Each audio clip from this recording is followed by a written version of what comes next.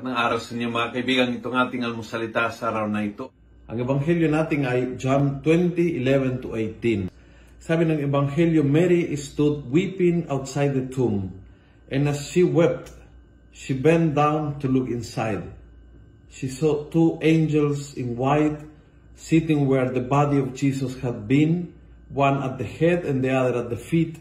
And they said, "Woman, why are you weeping?" She answered, "Because they have taken my Lord, and I don't know where they have put Him." Big lesson ngayon, kapag umiiyak ka, huwag kang mag-interpret. It's not a good moment. Kapag ang iyong puso, ang iyong isip ay puno ng luha, puno ng kalungkutan, may pinagdaraanan at ikaw ay talagang broken, hindi panahon para mag-interpret ang nangyari. Dahil ang nangyari is dahil sa luha hindi malinaw ang iyong mga mata. Kapag dumana ang luha, magiging malinaw ang iyong mga mata at makikita mo. But while you are crying, you don't see clearly. At yun po yung nangyari kay Maria.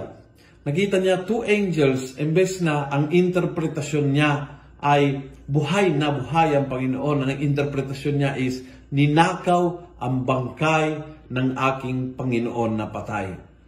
She interpreted wrong dahil umiiyak siya at habang umiiyak na hindi malinaw ang kanyang paningin, she jumped into conclusion.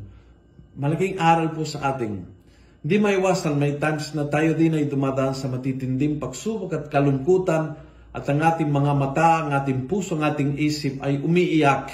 At dahil dito hindi malinaw ang paningin. Do not jump into conclusion. Don't make decisions.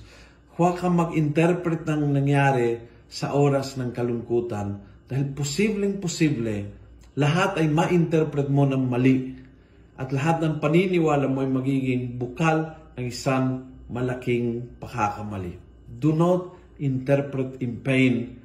Hayaan mo na ang Panginoon ay magsosurprise sa iyo sa pamamagitan ng lakas, kagalakan, kapayapaan dulot ng kanyang muling pagkabuhay. At kung nagustuhan mo ang video ito, pass it on. Click share. Punuin natin ang good news sa social media. Gawin natin viral araw-araw ang salita ng Diyos. God bless.